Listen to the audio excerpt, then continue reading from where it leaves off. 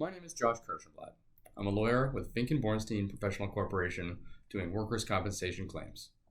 Fink and Bornstein has been in business doing these claims for over 40 years. I'm going to discuss what you should do when you receive your file from the WSIB. It is very important to request this file as early as possible, as it may take weeks or even months for the file to arrive. This file contains all the documents connected to your case.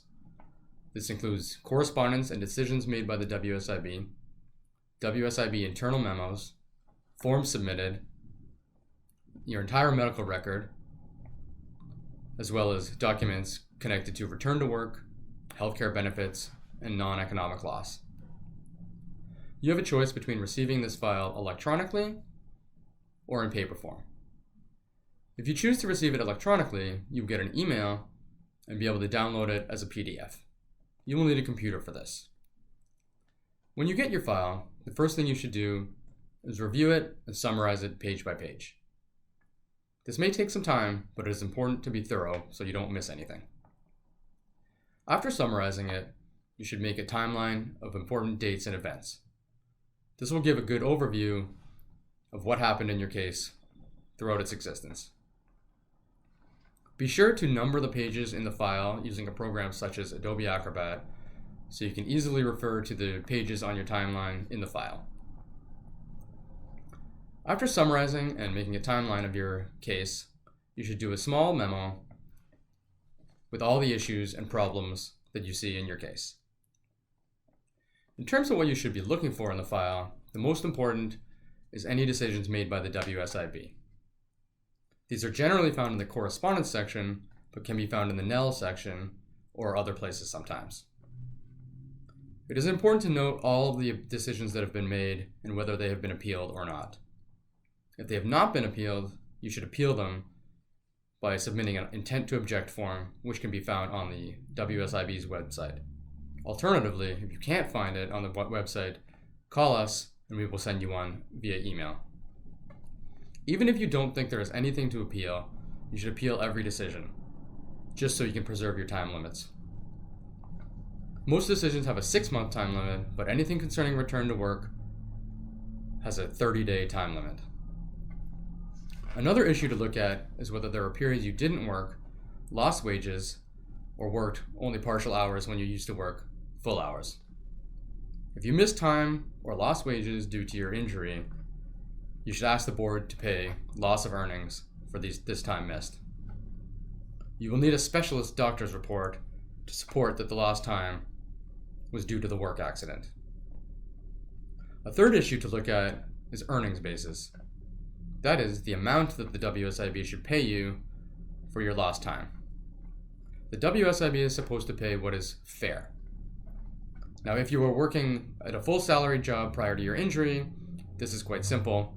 The WSIB will pay you 85% of your net earnings prior to your injury. If you were in non-permanent employment, it becomes more complicated. The WSIB looks generally at the prior 2-year work history and averages that out weekly.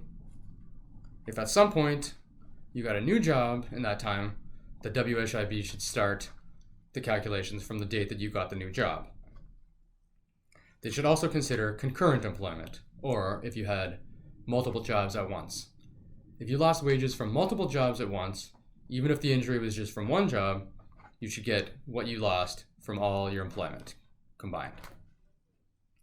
Finally, if you work seasonally, the WSIB will do a recalculation of your earnings basis. They should consider any employment insurance benefits that you got during your layoff, your seasonal layoff. If, after reviewing your file, you feel that any of the earnings basis information is incorrect, you should ask for a recalculation. These policies are quite complicated, so if your situation is not crystal clear to you, please give us a call and we can help you. The first consultation is free. Another important issue is return to work. The WSIB wants you to return to work as early as possible.